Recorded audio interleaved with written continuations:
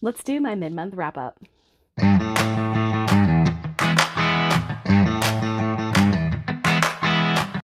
All right, hey guys, I am here to do my mid-month wrap-up. As you guys know, these videos will be replacing the vlogs for the meantime, up until I can get to a place where I can vlog again. And also, as you guys know, I am participating in May the Force Read with you. So this is what I have read so far and what I am currently reading. And I'll kind of go through my stats with you guys while we're going through this. So for the first points earned in May the Force Read with you, I did Battle Meditation, which you do a random number generator, as you guys saw in my TBR, MBR video. I rolled a 0, so I got 2 points for that. And then for Force Healing, I needed to read a cozy, and so I read Emily Wilde's Map of the Otherlands. I enjoyed this one a lot, not quite as much as the first book, and I have to say, I really like the way Emily is able to explore the Fey lands in the way that she is, especially given who her partner is. And I don't want to give any spoilers away, but I really, really enjoyed this one. I gave it 4 stars. I find Emily and Wendell's banter some of the best banter in fiction lately. So it's really cute. It's really enjoyable. And in this one, we do realize that Wendell's mother is involved and that assassins are coming after him. And so it has a less cozy plot than the first book, but I still find these books fairly on the cozy side. Okay, and then for Doppelganger, I had planned to read Midnight Never Come by Marie Brennan. However, on my 12 by 12, I had Little Thieves, and this has a mirror image on the cover.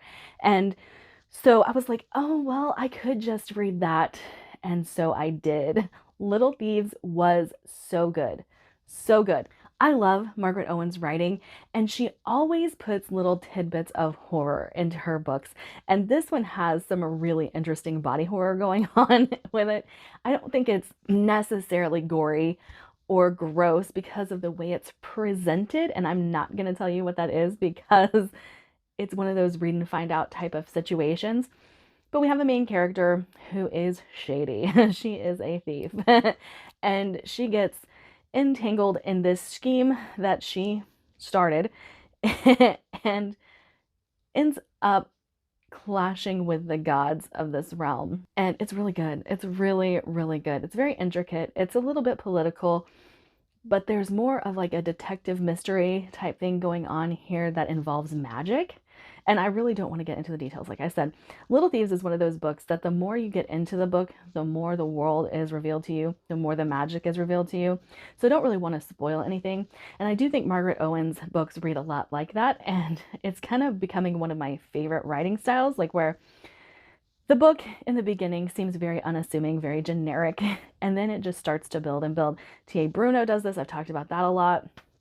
There are a couple other authors that I really enjoy reading from just because they write this way. But Little Thieves is like 4.5 stars, maybe a 5. I want to read the second book and then decide. And I believe it's called Painted Devils.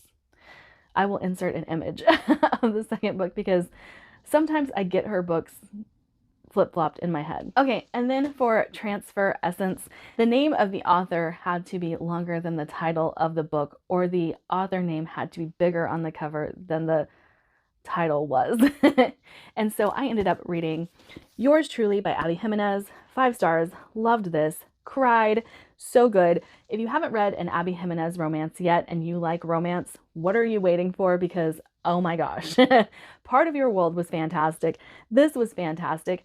And this deals with a main character who has, well, the love interest has really bad anxiety.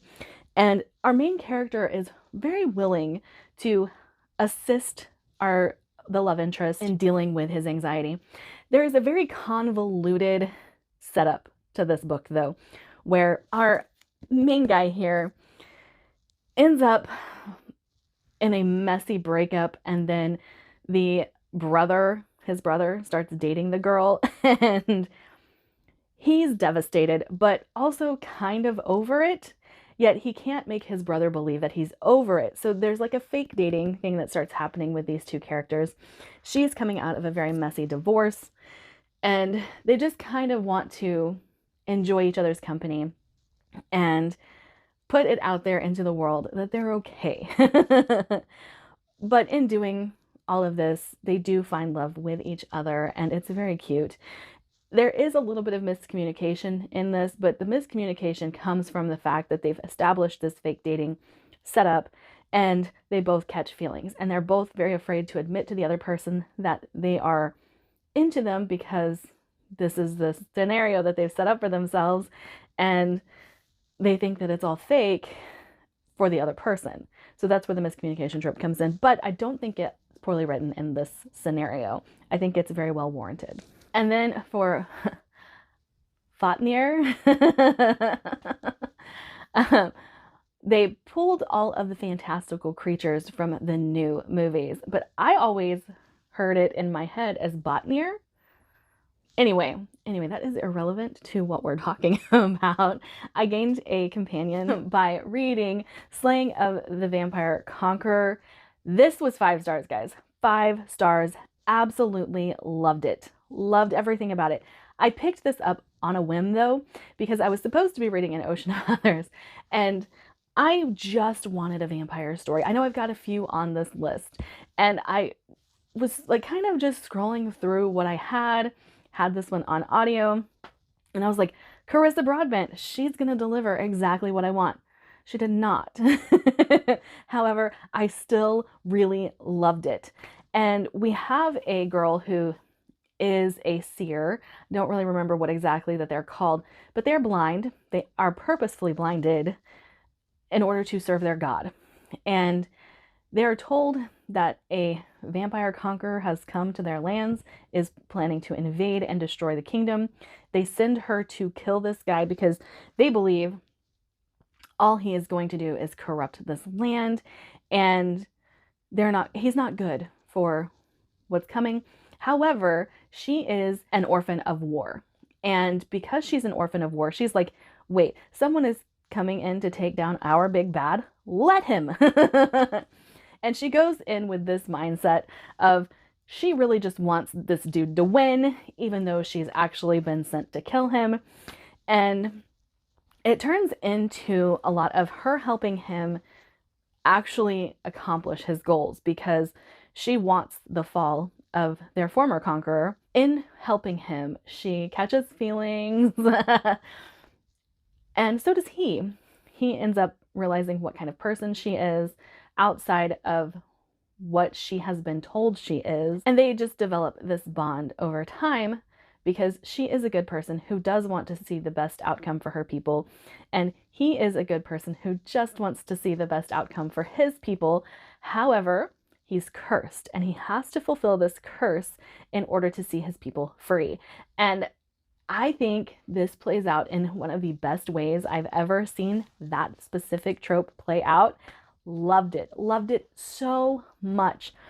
And I will just keep reading Carissa Broadbent. She delivers exactly what I want, even if I didn't think that that's exactly what I wanted. So good. Highly, highly recommend Slaying the Vampire Conqueror. And then Earning the Galactic Empire, I read A Tempest of Tea. Now, I was very much looking forward to this because I heard cozy vampires, and that just set me on a different plane of existence in my mind. Cozy vampires, how do you pull that off? You don't. This is a heist story. I don't understand why this has been pitched as cozy vampires, because it's not cozy, not at all. This is like, I mean, I would equate what happens in this book to like Mistborn. No, I don't see Mistborn as a cozy story. Now, take that with a large grain of salt, because I do not think that Tempest of Tea compares to Mistborn. Just the plot line, the vibes, all that stuff, I got Mistborn-like feelings from it. I, however, thought this was slow and kind of boring. So maybe slow and boring is what people are equating to cozy? I'm not sure. I do not think Mistborn is slow and boring, but the things that happen, like, it's very reminiscent of what happens in Mistborn. Just add vampires and a cozy vibe, I guess. I don't know. I gave this 3 stars. I was not impressed. I do like the writing style of Hafsa Faisal, so I would definitely read her YA series because I'm kind of intrigued to see what she could do with something else. But yeah, I was bored through most of it. I did like the heist. I did like a lot of the characters, and I did like the setup of Tea Shop by day, Blood Den by night. I thought the reveal was very, very obvious. I saw it coming a mile away, which could be what hinders my rating of this book as well. Like, I didn't think she hit it well at all. But I gained the Galactic Empire with that one. And gaining me the First Order, I read Heartless Hunter by Kristen Ciccarelli. That's how the audiobook narrator pronounced it, Ciccarelli. I loved this one. Okay, we have a witch and a witch hunter, and I don't think that there's a better setup for me than witch and witch hunter. I adored this book. I loved Kristen Ciccarelli's writing.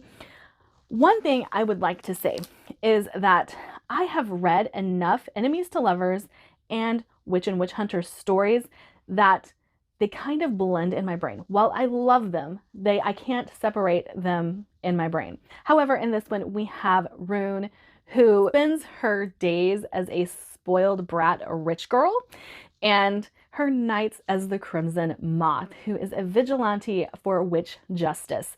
And I thought that that setup was quite amazing. I always love the girls that are unassuming, pretty princesses in their daytime, and then by night, they are dark creatures. It always makes me very happy to see that juxtaposition in the play acting that they have to perform and which one is the actual performance. And I thought that it was really well done.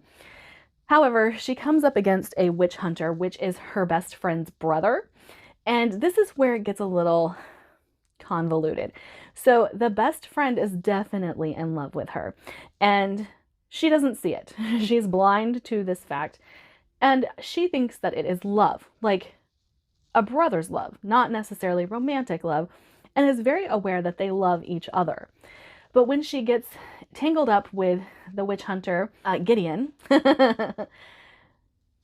she comes to realize that maybe she likes Gideon. Maybe she likes what he stands for. Maybe she likes that he struggles with being a witch hunter and what it means.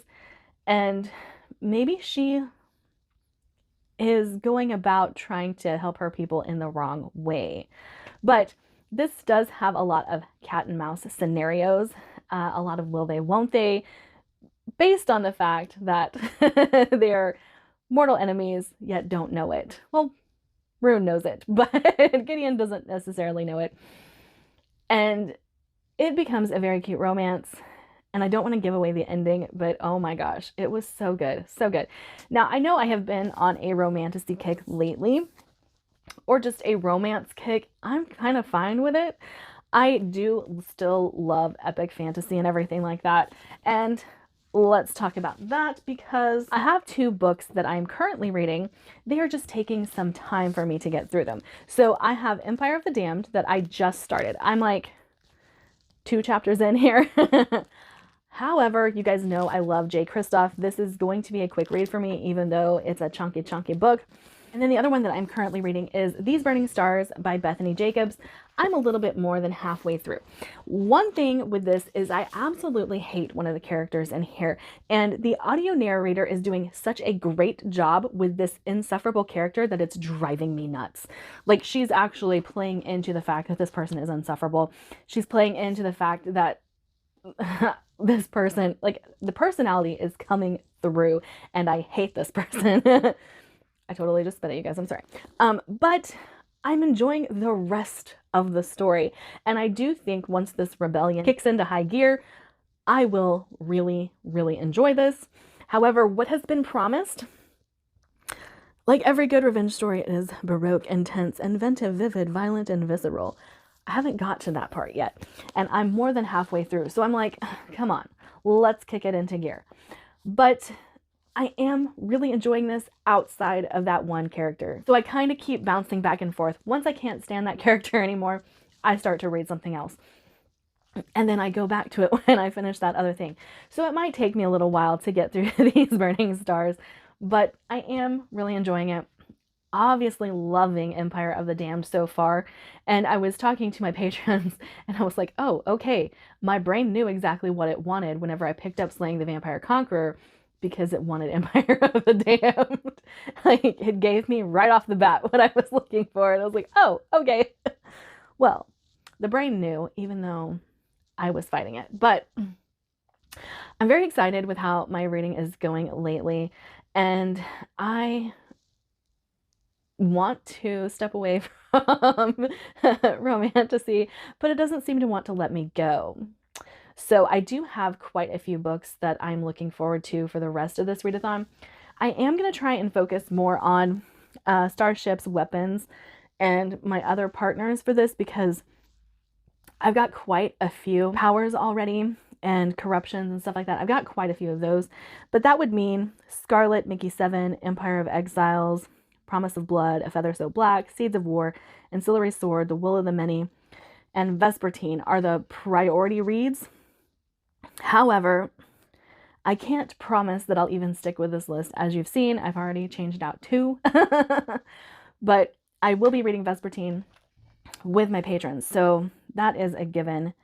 And then I would like to get to the Bloodstones. However, it is a power. It's on telekinesis, so we'll see. We'll see if I get there. Scarlet is also a vampire story, and that's what I'm currently like on my kick of.